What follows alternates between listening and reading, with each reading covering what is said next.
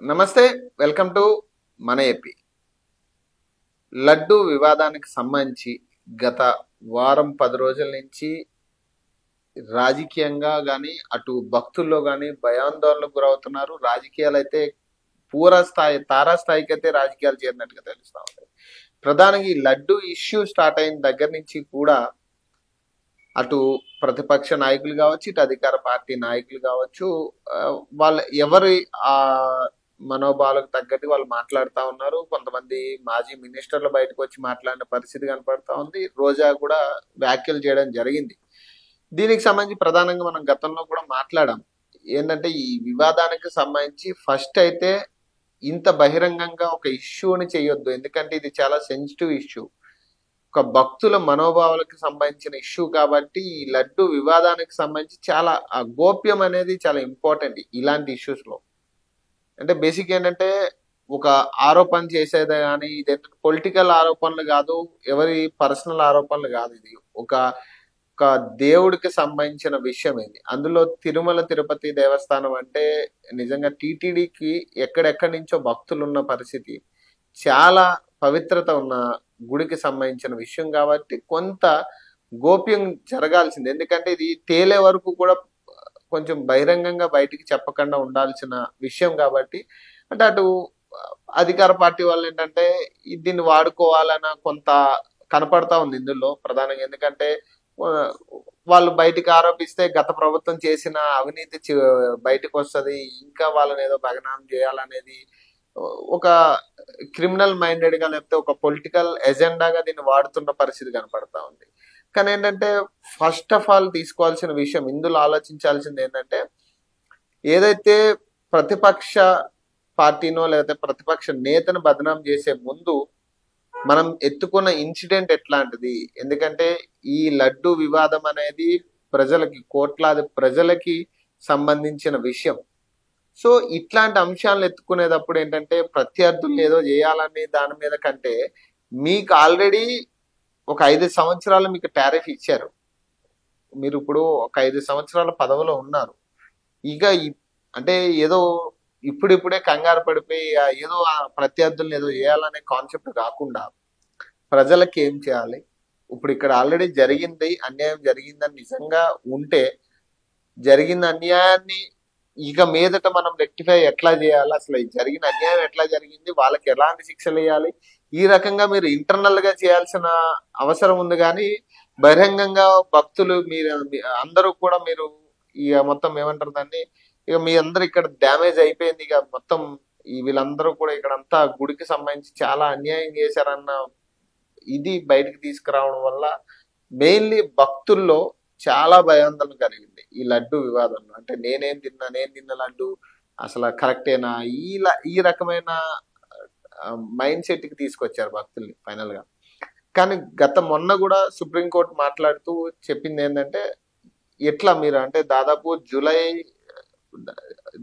ఏదంటే May March ఆ టైంలో జరిగిన జూన్ ఆ టైంలో జరిగిన ఏదైతే మీరు లడ్డూకి సంబంధించి ఏదైతే శాంపిల్ తీశారో, మరి అప్పుడు జరిగిన దాన్ని ఇప్పుడు ఏది మన సెప్టెంబర్ ఆగస్టులో ఎందుకు బయట పెట్టాల్సి వచ్చింది, ఈ మధ్యన ఎందుకు దాన్ని బయటకి బహిరంగంగా చెప్పాల్సి వచ్చింది అనేది ప్రతి ఒక్కరికి, అంటే మనలా ఆ రిపోర్ట్ చూసిన, ఆ డేట్ చూసిన, ఆ రిపోర్ట్ మీద డేట్ చూసిన ప్రతి ఒక్కరికి వచ్చే ప్రధాన డౌట్ ఇది, మరి అప్పుడే ఎందుకు బయటికి రాలేదు. దీని మీద సుప్రీంకోర్టు కూడా ఇవే ప్రశ్నలు అయితే క్లియర్ కట్ గా అడిగారు. మరి దీనికి సంబంధించి వాదనలు కూడా జరుగుతున్నాయి కాబట్టి కొంత మరి దీనికి సంబంధించి కోర్టు ఎలాంటి తీర్పిస్తుంది అనేది చూడాలి. మరి ప్రధానంగా అయితే ఈ ఈ 2 నెలల క్రమం, అంటే 3 నెలలు దాదాపు 100 రోజులు అయిపోయిన తర్వాత దీన్ని ఎందుకు బయటికి తెర మీదకి తీసుకొచ్చారు, అంటే ఏం చెప్పాలనుకుంటున్నారు అనేది ఒక ఇష్యూ. దీనికి సంబంధించి ఇంకొక ప్రధాన ప్రశ్న ఏంటంటే ఈ శాంపుల్ కి సంబంధించి అప్పుడు ఓకే, జూన్ లో తీసుకున్న శాంపుల్ ఓకే, మరి తర్వాత ఎప్పుడైనా దాన్ని మళ్ళీ రీశాంపుల్ చేసి ల్యాబొరేటరీకి పంపించిర్రా, మళ్ళీ దాన్ని మళ్ళీ రీటెస్ట్ ఏమన్నా చేశారా, మరి ఆ టెస్ట్ ఎప్పుడైనా ఒక జూన్ లో జరిగిన టెస్ట్ ఓకే, మరి అప్పుడైతే తప్పు జరిగింది అనుకుంటున్నాం, మరి నెక్స్ట్ మంత్ కూడా ఒక టెస్ట్ చేసుకోవాలి కదా, ఆల్టర్నేటివ్ టెస్టులు ఖచ్చితంగా చేసి ఒకదాన్నే బేస్ చేసుకుని వెళ్ళడం కరెక్ట్ కాదు అనేది ప్రధాన క్వశ్చన్ గా కనపడుతుంది. మరి నిజంగా మరి అలాంటి టెస్ట్లు ఎక్కడ మళ్ళీ రిపీటెడ్ గా చేయలేదు. ఏదైతే ఆ రిపోర్ట్ ఉందో, ఆ టెస్ట్ రిపోర్ట్ ఉందో అదే బేస్ చేసుకుని ఇప్పటి వరకు జరుగుతున్న వివాదం మొత్తం కూడా అదే ఒక టెస్ట్ ని బేస్ చేసుకుని మాట్లాడుతున్నారు ఏ నాయకులు మాట్లాడు. సో ఇక్కడ ప్రతిపక్ష నేతది తప్పు ఉందని అనలేము, ఇటు అధికార పార్టీది తప్పు అనట్లేదు నేను. కాకపోతే ఏంటంటే ఇట్లాంటి విషయాల్లో చాలా గోప్యం అవసరం. మరి ఎందుకు అంత చర్చ నడుస్తుంది? మరి ఒక పక్క పవన్ కళ్యాణ్ కూడా దీక్ష అని చెప్పి ఇటీవల ఆయన కూడా ఒక దీక్ష చేయడం జరిగింది దీని మీద. మరి అంటే ఎట్లా అంటే ఇప్పుడు మొన్న సుప్రీంకోర్టు మాట్లాడిన తర్వాత మరి బేస్లెస్ గానే కనపడతా ఉంది ఈ సినారియో మొత్తం కూడా బేస్లెస్ ఎలిగేషన్స్ లాగే కనబడతా ఉన్నాయి టీడీపీ చేసిన ఎలిగేషన్స్ అన్ని. మరి ప్రధాన నిర్ధారణ లేకుండా, ఎట్లాంటి నిర్ధారణ చేసుకోకుండా, ఒకటికి 2 సార్లు దాన్ని నిర్ధారణ చేసుకోకుండా ఎట్లా బహిరంగంగా పెడతారు వీటన్నిటిని అనేది కూడా కోర్టు క్వశ్చన్ చేసింది. మరి ఈ కోర్టు అట్లా ప్రశ్నించిన తర్వాత మరి ఒకే ఒక పాయింట్ ఏంటంటే మరి పవన్ కళ్యాణ్ మరి గుడ్డిగా చంద్రబాబు నాయుడు ఫాలో అవుతున్నాడా? ఎందుకంటే వాళ్ళు తప్పు అంటే తప్పు, లేదంటే లేదు. ఇక అంటే ఈ దీక్షలన్నీ మరి వేస్ట్ అయినట్టే కదా. మరి ఇప్పుడు దాకా చేసిన దీక్షలు నిజంగా తప్పు జరిగిందని అసలు ఫస్ట్ ప్రధాన నిర్ధారణ జరగాలి కదా. ఖచ్చితంగా నిర్ధారణ జరిగింది, తప్పు జరిగింది అనే ఒక నిర్ధారణ వచ్చిన తర్వాత మీరు మాట్లాడి ఉండేయాల్సింది. మరి లేదు, మరి ఏదో చంద్రబాబు నాయుడు బయటకు వచ్చి విమర్శించారు, ఒక ప్రెస్ మీట్ పెట్టి ఒక ఒక ఆధారం పట్టుకుని ఏదో జూన్ లో జరిగిన ఒక టెస్ట్ ను పట్టుకుని ఆయన మాట్లాడడం జరిగింది.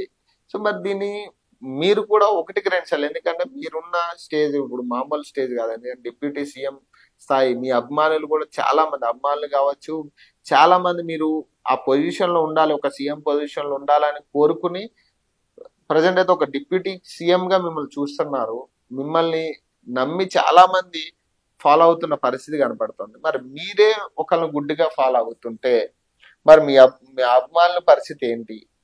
మిమ్మల్ని ఫాలో అయ్యే వాళ్ళ పరిస్థితి ఏంటి? మిమ్మల్ని నమ్మి ఓటేసి మిమ్మల్ని నమ్ముతున్న వాళ్ళ పరిస్థితి ఏంటి అనేది ఇక్కడ ప్రధాన చర్చ.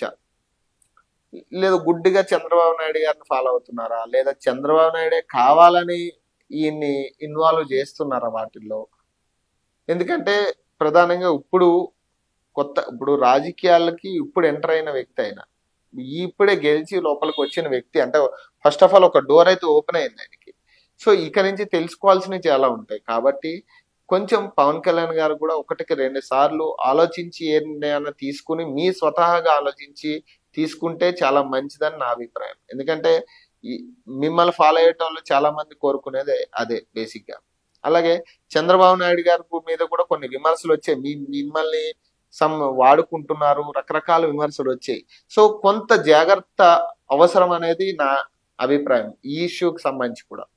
ఎందుకంటే ఈ సుప్రీంకోర్టుకి వెళ్ళిన తర్వాత మొత్తం కథ మారే పరిస్థితి కనబడతా ఉంది. ఇప్పటిదాకా ఒక కోణంలో జరిగిన ఇది ఇప్పటి నుంచి మరో కోణంలోకి వెళ్తే పరిస్థితి కనపడతా ఉంది. సుప్రీంకోర్టు అడిగే క్వశ్చన్స్ కానీ అక్కడ జరుగుతున్న వాదనలు చూస్తుంటే మరి ఒకవేళ నిజంగా ఇది జరగలేదు, లేదా వైసీపీ వాళ్ళ ప్రమేయం లేదు అన్నట్టుగా గనక వస్తే మరి నెక్స్ట్ మీ మీదే టార్గెట్ ఉంటుంది ఖచ్చితంగా.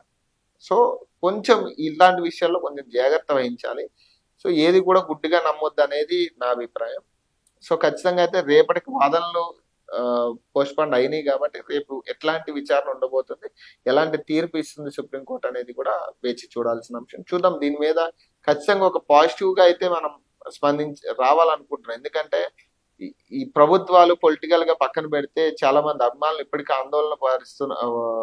ఆందోళనకు గురవుతున్న పరిస్థితి కనపడుతుంది ఎక్కువగా. సో వాళ్ళకైనా కొంత తీపి కబురు రావాలని కోరుకుందాం ఖచ్చితంగా. సో మరిన్ని అప్డేట్స్ కోసం చూస్తూనే ఉండండి మన ఏపీ.